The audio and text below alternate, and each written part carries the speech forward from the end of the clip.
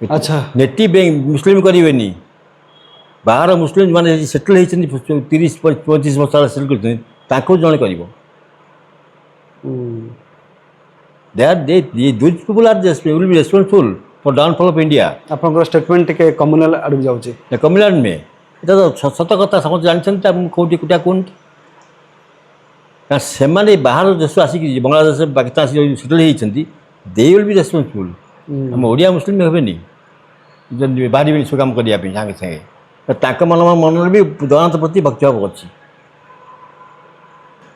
हाँ ठीक कथा काटा बर्तमान जो चढ़ऊ होता आम जो देखी केत होटेल मानक गोमांसर ହଁ से बाहर था ଯୋଉଠି ଆପଣ ଦେଖୁଛନ୍ତି ଗୋମାଂସ ବାହାରୁଛି ଓଡ଼ିଶା ଭିତରେ ସବୁ ବାହାର ମୁସଲିମ मुस्लिम लीग तो रोचे ଦ୍ୟାଟ୍ ଟୁ ବେଶୀ ଅଛନ୍ତି ଆପଣଙ୍କର ବାଲେଶ୍ୱର ଭଦ୍ରକ ଏସବୁ ଡିଷ୍ଟ୍ରିକ୍ଟରେ सब डिस्ट्रिक्ट कोस्टल बेल्ट रे କୋଷ୍ଟାଲ ବେଲ୍ଟରେ।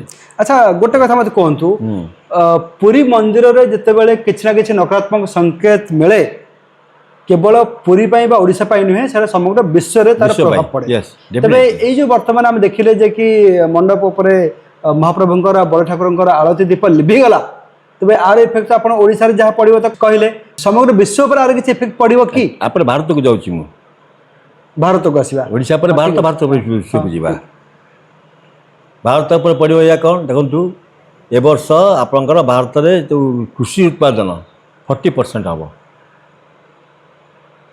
60% कृषि ही पारिबोनी 40% 40% हबो। अच्छा सेकेंड थिंग भारत युद्ध रे पसी पारे ए वर्ष बहुत पॉसिबिलिटी ए वर्ष हाँ 26 रे पाकिस्तान सहित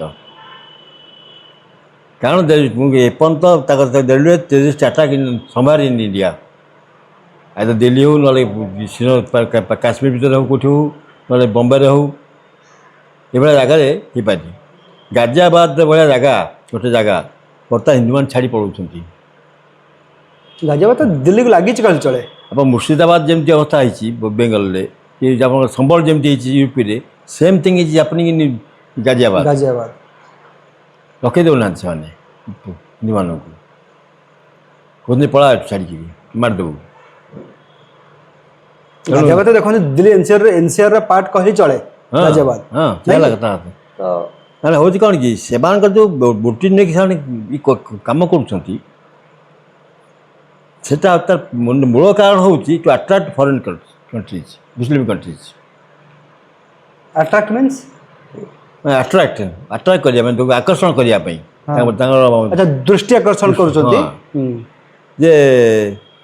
इंडिया भितर मुस्लिम मान को सेफ निर्यातना दिखाई निरापद ओएससीसी कर चिठी यूएन को मुसलमान को बहुत हईराण कराऊँ इंडिया रे यूएन के पशियार कौन आवश्यक था देला गोटे इंटरनेशनल गोटे सब फ्योर आसो हाँ स्पेशली जो European countries they believe them more than us से ठीक है भारत जाक भूल होता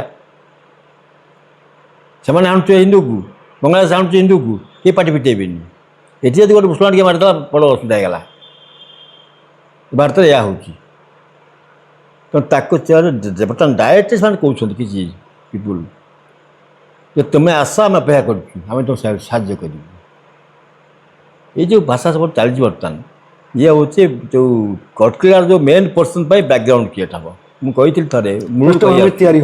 थे मूल कहीकि आसी 24 कटकिलार बिल्डिंग मूलदा पड़ा 25 छात पड़गला 26 फिनिशिंग हो माने बैकग्राउंड सब रेडी हो आप 26 एनुअल देखिए पूरा बैकग्राउंड रेडी है। अच्छा गोटे कथा मत कहले जे कि जो कहते जे कि 26 रे भारत युद्ध रे शामिल होवार संभावना अछि वार इन्वॉल्व हो जिवो।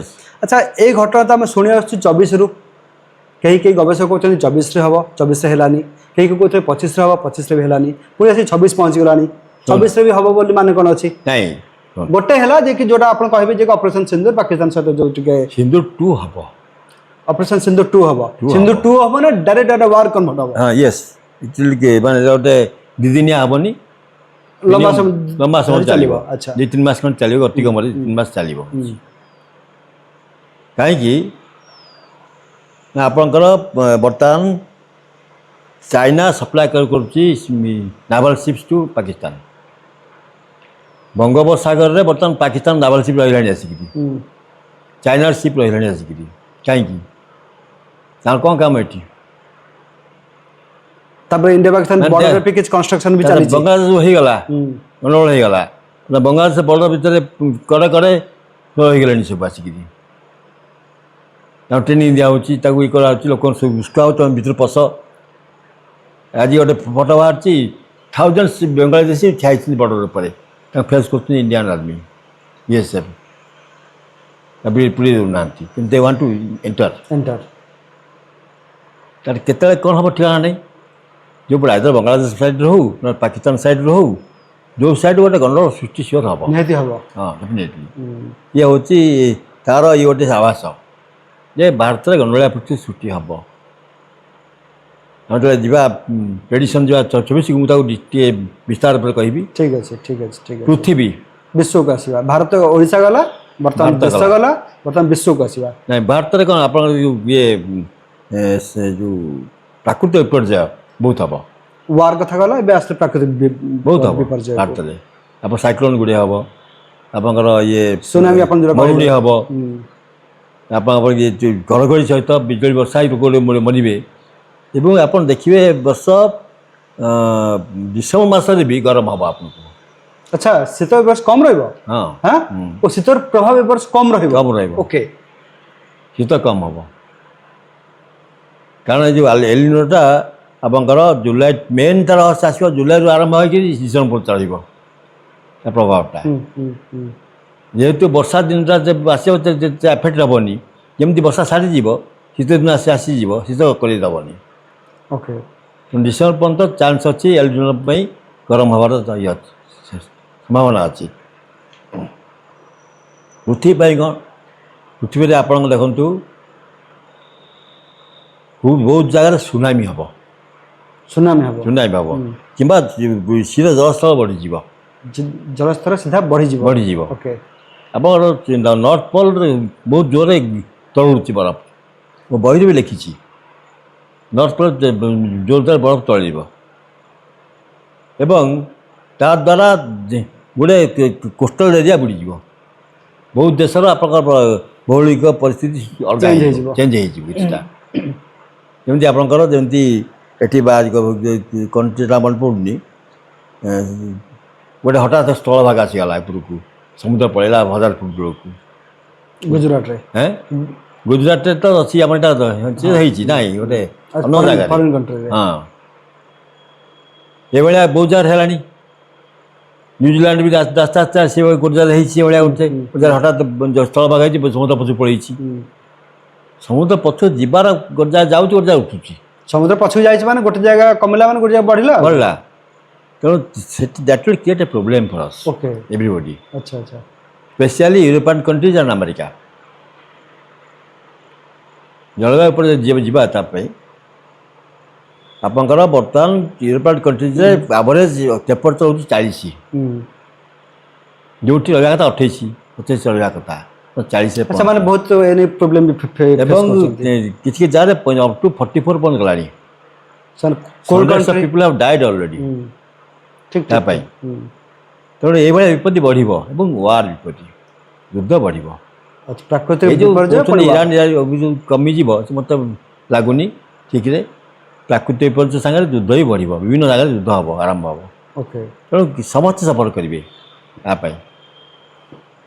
ତା ପାଇଁ କ'ଣ ଦେଖନ୍ତୁ ଆଉ ଗୋଟେ ଜିନିଷ କିଛି ଲୋକ ଯାହା ଶାସ୍ତ୍ର ମତ ଯାହା କହୁଛି ମୁଁ ଯେ ଯେତେବେଳେ ମଣିଷର ଅହଂଭାବ ବଢ଼ିଯାଏ ସେତେବେଳେ ଏଇଭଳିଆ ଜିନିଷ ଘଟେ ପୁରୀ ମନ୍ଦିରରେ ପ୍ରଭୁ ଦେଖେଇ ଦିଅନ୍ତି ବହୁତ ବିପଦ ଆସୁଛି ଏବଂ ଦ୍ୟାଟ୍ ଇଜ୍ ଅଲ୍ସୋ ହ୍ୟାପନିଂ କିଛି ଲୋକଙ୍କର ଅହଂଭାବ ବହୁତ ବଢ଼ିଯାଇଛି ଯେଉଁ ବହୁତ ବଡ଼ ଭାବୁଛନ୍ତି ପ୍ରଭୁଙ୍କ ସାମ୍ନାକୁ ବି ସେମାନେ ଅନ୍ୟମାନଙ୍କୁ ବାଡ଼େଉଛନ୍ତି ଖେଳପେଲା କରୁଛନ୍ତି ଗାଳି ଦେଉଛନ୍ତି ତାମାନେ କ'ଣ ତାମାନେ ହେଉଛି ଯେ ଆମେ ବଡ଼ ଆମଠୁ କିଏ ବଡ଼ ନାହାନ୍ତି ଆଉ ଜଗନ୍ନାଥ ଆମଠୁ ଆଉ କାହାର ଜଗନ୍ନାଥ ନୁହନ୍ତି ଆମେ ଯେଉଁ ଇଚ୍ଛା କରିବୁ ତାକୁ ନେଇ ଭିତରବର୍ତ୍ତୀ କରିଦେବୁ ଆମେ ଯେଉଁ ଇଚ୍ଛା କରିବୁ ସେ ଯାଇପାରିବେନି କଥା ସେଇଠି ତା ଆଗରେ ପ୍ରଭୁ ଆଗରେ ଉଚ୍ଚ ନିଚ ଭେଦଭାବ ଏସବୁ କଲା ମାନେ ରହିବେନି ସିଏ ରହିବେ ନାହିଁ। ରହିବେ ନାହିଁ। ପୁଣି ତାକୁ ଏମାନେ ଟିକେ ନିଜ ଯଦି ନିଜକୁ ବଦଳେଇ ପାରନ୍ତେ ହୁଏତ ଏସବୁ ଜିନିଷ ଭାବେ ଆଉ ଟିକେ ବୁଝିଯାଆନ୍ତା। ଯଦି ଆମେ ଟିକେ ଶାନ୍ତିରେ ରହିପାରନ୍ତି କିଛି ଦିନ ପାଇଁ ଆଉ, କିନ୍ତୁ ଏ ହେବାର ନାହିଁ, ନଟ୍ ପସିବୁଲ୍। ପ୍ରଭୁ ତାଙ୍କ ପ୍ଲାନ୍ ଚାଲିଛନ୍ତି ସେ 26 ଆପଣଙ୍କର ନିଶ୍ଚିତ ପ୍ଲାଟଫର୍ମ ରେଡ଼ି ହେଇଯିବ କ୍ରୀଡ଼ା ପାଇଁ। 27ରୁ ଆରମ୍ଭ ହେବ, 27 ଏପ୍ରିଲଠୁ। ଆପଣ ଦେଖନ୍ତୁ ଅଗଷ୍ଟ ପରେ କ'ଣ ହେଉଛି। ଅଗଷ୍ଟ ପରେ କିଛି ପ୍ଲାନ୍ କିଛି ସିଚୁଏସନ୍ ବହୁତ ବହୁତ ଜିନିଷ ଘଟିବ ଅଗଷ୍ଟ ପରେ। ଆମେ ପ୍ରେଡିକ୍ସନ୍ ବେଳେ ଆପଣ ସେଟା ବିସ୍ତାର ଭାବରେ ଆମେ ଆଲୋଚନା କରିବା ନାଇଁ କି। ତେଣୁ ଦେଖନ୍ତୁ ଇଏ ଗୋଟେ ଆଉ ଗୋଟେ ଜିନିଷ ହେଉଛି କ'ଣ, ଆଗେ କ'ଣ ହେଉଥିଲା ଯେତେବେଳେ କିଛି ଅସୁବିଧା ହେଉଥିଲା ଏଭଳିଆ ଆପଣଙ୍କର ମୁକ୍ତି ମଣ୍ଡପର ଯେଉଁମାନେ ଅଛନ୍ତି ବିଦ୍ୱାନମାନେ ବସନ୍ତି ସେଠି, ସେମାନେ ତାଙ୍କର ଇଏ କହୁଥିଲେ କିଛି ରହୁଥିଲେ ତାଙ୍କର କାହିଁ କହୁଛି ବୋଲି, ନହେଲେ ସେ ଯାଉଥିଲେ ଶଙ୍କରାଚାର୍ଯ୍ୟ ପାଖକୁ ଯାଉଥିଲେ, ଶଙ୍କରାଚାର୍ଯ୍ୟ ପଚାରୁଥିଲେ ଆର ଏଇଟା କାହିଁ ହେଲା, କାହାର କ'ଣ କରିପାରିବା ଆମେ, କ'ଣ କଲେ ଠିକ୍ ହେବ ନା। ଶଙ୍କରାଚାର୍ଯ୍ୟ ଇଜ୍ ଫରଗଟନ୍। ଚାରି ଧାମରୁ ପୁରୀ ଧାମ ଗୋଟେ, ଜଣେ ଶଙ୍କରାଚାର୍ଯ୍ୟ ଅଛନ୍ତି, ତାଙ୍କର ଯାହା ଭୁଲ ଭଟକା ଆମେ ଧରିବାର ନାହିଁ। ଆମେ ତାଙ୍କଠୁ ଜ୍ଞାନୀ ନୁହେଁ, ଆମେ ବଡ଼ ନୁହେଁ, ଜ୍ଞାନୀ ନୁହେଁ ଆମେ, ତାଙ୍କ ମାନିଛେ ଶଙ୍କରାଚାର୍ଯ୍ୟ ହେଡ୍ ବୋଲି। ତ ଯଦି କିଛି ହେଲା ତାଙ୍କ ପାଖକୁ ଯାଅ ପଚାର, ଯାଇ ପଚାରିବା କଥା। ପ୍ରୋଟୋକଲ ବି ଫଲୋ ହେଉନି, କେହି ଯାଉନି, ସେ ପ୍ରୋଟୋକଲ ଫଲୋ କରୁନାହାନ୍ତି, ତାଙ୍କୁ ତ ପଚାରୁନାହାନ୍ତି ଆଉ କ'ଣ। ତାଙ୍କୁ ଗୋଟେ ଅଲବତ ସାଇଡ୍ ଆଉଟ୍ କରିଦିଆଯାଇଛି। ତେଣୁ ପ୍ରଭୁଙ୍କ ଇଚ୍ଛା ଯାହା ସେ କରିବେ ଆଉ କ'ଣ କରିବା ଆଉ। ଯାହା କାଳିଆର ଇଚ୍ଛା ଆଉ ଯାହା କାଳିଆର ଇଚ୍ଛା। ମୋ ମତରେ ଆଉ ଇଏ ସମୟ ଆସିଗଲା, ପାଖିଗଲା। ଦେଖାଯାଉ ଯାହା ତାଙ୍କ ଇଚ୍ଛା। ତେବେ ଠିକ୍ ଅଛି ମଉସା, ଆପଣଙ୍କୁ ବହୁତ ବହୁତ ଧନ୍ୟବାଦ। ଆପଣ ଖୁବ୍ ସୁନ୍ଦର ବାର୍ତ୍ତା ଦେଲେ ଆମର ଭକ୍ତବନ୍ଧୁମାନଙ୍କୁ। ଗୋଟିଏ ପରେ ଗୋଟିଏ ବଡ଼ ବଡ଼ ନକାରାତ୍ମକ ସଂକେତ ସାମ୍ନାକୁ ଆସୁଛି। ଦେଖାଯାଉ ଆଗକୁ ଆସୁଛି ରଥଯାତ୍ରା। ମହାପ୍ରଭୁ ନିକଟରେ ଏତିକି ପ୍ରାର୍ଥନା, କିଛି ବିଘ୍ନ ନ ହେଉ, କିଛି ବଡ଼ ଧରଣର କ୍ଷତି ନ ହେଉ, ଆଉ ବେଶ ଶାନ୍ତି ଶୃଙ୍ଖଳା ପଦ୍ଧତିରେ ବହୁତ ଚାନ୍ସ ଶାନ୍ତି ହେବ ରଥଯାତ୍ରା ବର୍ଷ। ଆର ମୋର ପୁରା 100% ଡାଉଟ୍, 47। ତେଣୁ ଏ ବର୍ଷ କେମିତି ପ୍ରଭୁ କରନ୍ତୁ, ରଥଯାତ୍ରା ହଉ, ସମସ୍ତେ ଦେଖନ୍ତୁ, ତାଙ୍କ ଦର୍ଶନ ପାଆନ୍ତୁ ରଥରେ, ଏତିକି ମୋର ପ୍ରାର୍ଥନା ତାଙ୍କ ପ୍ରତି। ତେବେ କେମିତି ଲାଗିଲା ଆଜିର ଅଧ୍ୟାୟଟି, କମେଣ୍ଟ ବକ୍ସରେ ନିଜର ମତ ଦିଅନ୍ତୁ।